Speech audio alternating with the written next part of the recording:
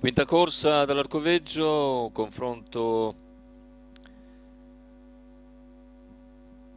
sul miglio, una condizionata che vede il ritiro di Verdi Prav, restano 9 al via, 1 Panther Nord, 2 Veles Daghi, 3 una Bomber Cup, 5 Victor Leo, 6 Victory Route 3B, seconda linea 7 Tilde Mati, 8 Main, 9 Vassallo, 10 Velina Jet. Main la favorita nei confronti di Victor Leo, macchina che accelera. Partiti, c'è l'errore di Victory Route 3B mentre Victor Leo sfila in testa. Numero Parte 6 forte, Victory Velina Jet Route dalla 3B seconda squalificato. Sopravanza Panther Nord e si sistema in scia a Victor Leo. Gran partenza di Velina Jet e 200 iniziali per il leader in 14 e 8. All'esterno si impegna invece Veles Daghi. Cavalli a completamento del 400 iniziali con Veles Daghi che va a premere su Victor Leo, quarto iniziale in 29,7. Invece ancora molto più indietro Main.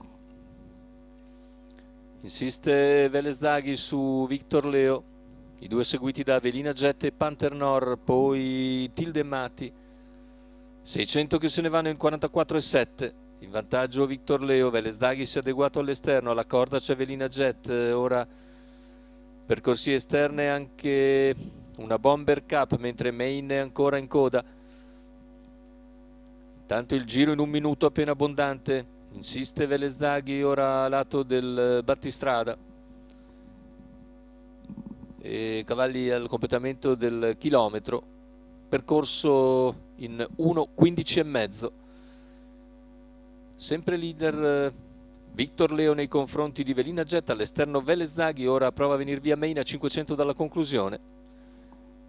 I cavalli sono ora all'attacco della curva finale, 400 al palo, il parziale in 14,8, Main in terza ruota, si trascina Vassallo, ma in vantaggio c'è sempre Victor Leo che allunga, Main invece si getta di Numero galoppo. 8 Main E così in squalificato. vantaggio è Victor Leo, si trascina Velina Jet che prova a spostare dalla sua scia, ultimi 120 metri di gara con Velina Jet che va all'attacco di Victor Leo.